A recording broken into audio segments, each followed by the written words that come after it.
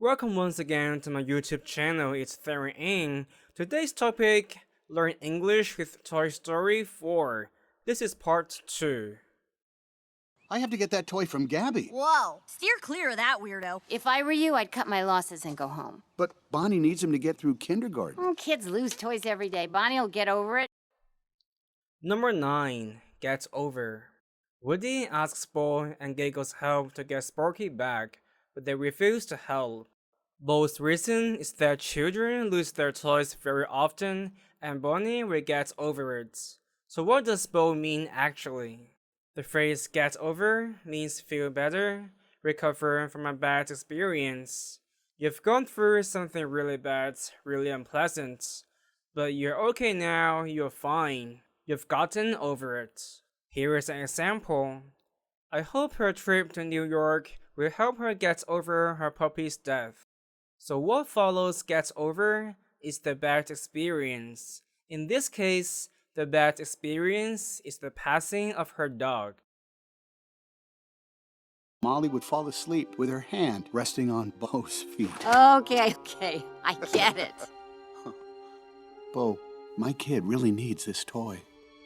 Will you help me? For old time's sake. All right. Thank you! Oh, thank you! Number 10, for old time's sake. So Giggle and Bo refuse to help, but Woody doesn't give up. Woody decides to persuade Bo into helping him. Woody plays his trump card. He says, for old time's sake. And then after hearing it, Bo finally agrees to help. So what does this phrase mean? The word sake means consideration, reason, or purpose. In combination, the phrase means for the reason of being close in the past. In very simple terms, it is saying, come on, we've known each other for a long time, you got to help me because of this. Let's take a look at the example. Betty says, Kate, can you lend me your favorite doll please? For old time's sake. The reason why Betty asks for old time's sake at the end is because she isn't quite sure if Kate is willing to lend her her favorite doll. That's why she also says for old time's sake to maximize her chance of success. There is a phrase that is quite similar in construction, for God's sake. You know, sometimes I wonder what my life would have been like if you hadn't found me here that night. Sorry, what? God's sake, Raven. Where are your clothes? Put some clothes on. That's not what you said. It is an expression people say when they feel annoyed or impatient. Here is an example. Miss Sandra says, can we finish this meeting quickly? I'm starving, for God's sake. The meeting doesn't seem to end very soon, but Miss Sandra is starving, meaning that she's extremely hungry. That's why she's a bit impatient and says, for God's sake. Hey, up here, Astro Boy. If you think you can just show up and take our top prize spot, you're wrong. Dead wrong. You don't understand. I need a child to shower you with unconditional love. Join the club, pal. Yeah, join the club. Come on, help me get out of here. I'll help you. With my foot. Number 11. Join the club. In Toy Story movies, toys all love children, and most of them want to be loved by children as well. When Buzz goes out to look for Woody, he is captured by a game store owner and is put as a prize for the game. Other toys in the game store aren't being friendly towards Buzz. They think Buzz is a lost toy who wants to be taken to a kid's room as well. Then they use this idiom, join the club. The idiom join the club is a response to show that you're in the same situation. It usually refers to a bad one. Let's take a look at the example. Samuel says, I'm broke, my friend. And then Jack gives a response. Join the club. I lost all my money in gambling. If you're broke, you have no money left. So Samuel and Jack, they're in the same situation. That's why Jack says, "Join the club," as a response. Ha! In a galaxy far, far away, you got kicked in the head. Boom! How do I get out of here? This planet is toxic. Closing helmet to conserve oxygen. In the vacuum of space, they cannot hear you scream. Ow! Let go of me! Get off of me! Oh! Number 12. Conserve. Buzz's voice box often provides useful clues to help us solve problems. But what's special about the box is that the clues it provides are often very indirect. Very often they seem completely irrelevant. Right this moment, Buzz is being repeatedly kicked in the head by Ducky. So Buzz presses a button and asks his voice box for help. So what clue does his voice box provide this time? It says, "This planet is toxic. Close your helmet to conserve oxygen."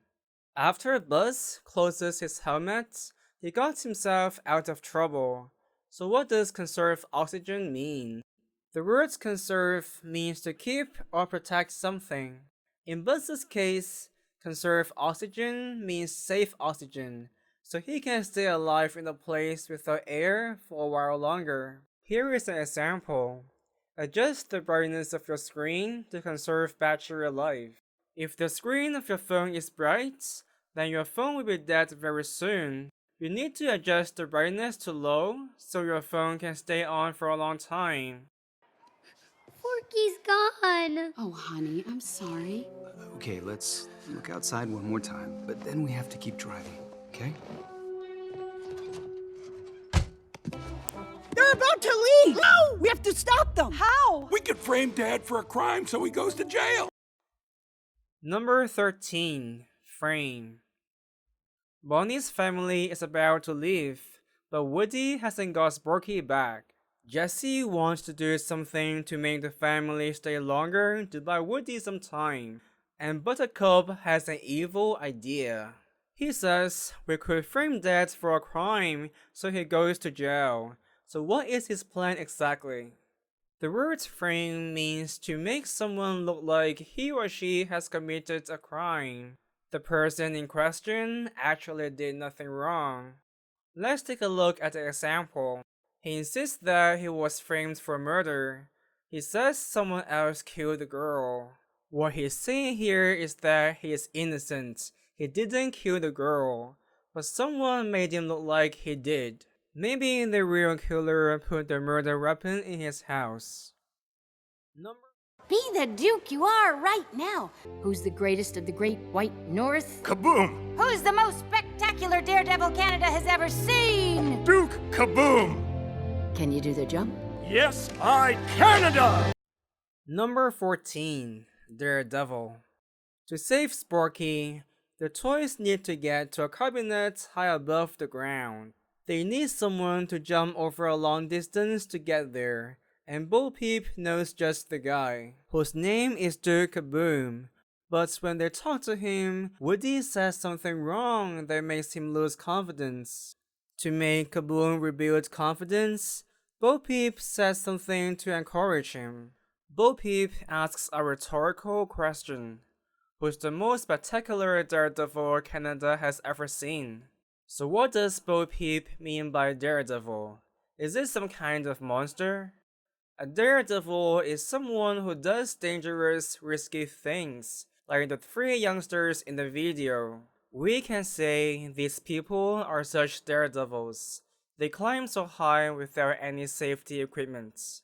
It's extremely dangerous to do so, so I don't recommend that you try it.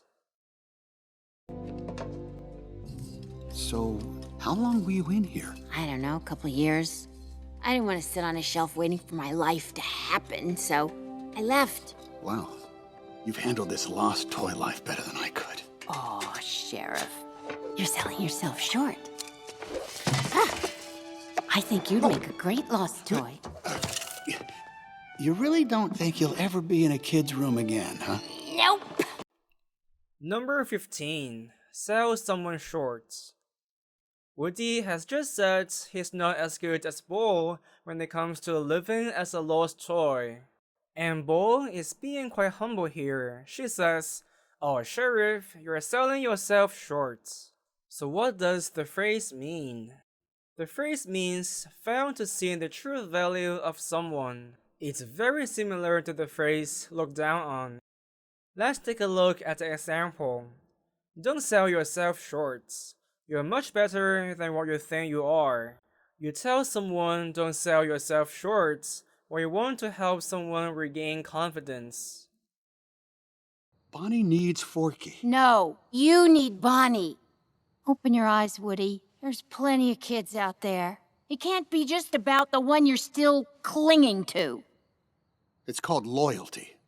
Something a lost toy wouldn't understand. Number 16. Cling to. So their first rescue mission fails, and Woody wants to try again. But this time, Bo refuses to help. And Bo's reason is there is plenty of kids out there. It can't be just about the one Woody is still clinging to. The verb cling to means to tightly hold on to something. You use so much of your strength and you never let go. For example, the cat has really strong legs. It can cling to my arms for minutes. The cat is strong enough to hold on to my arms for a long time. The verb phrase can also be used metaphorically. It can also mean stay close to someone in order to get emotional support. You have to be close to the person all the time or otherwise you feel awful. Let's take a look at the example. She feels really lonely, so she always clings to her cousin. Her cousin isn't quite happy with it. No matter how close two people are, it's better to leave some personal space.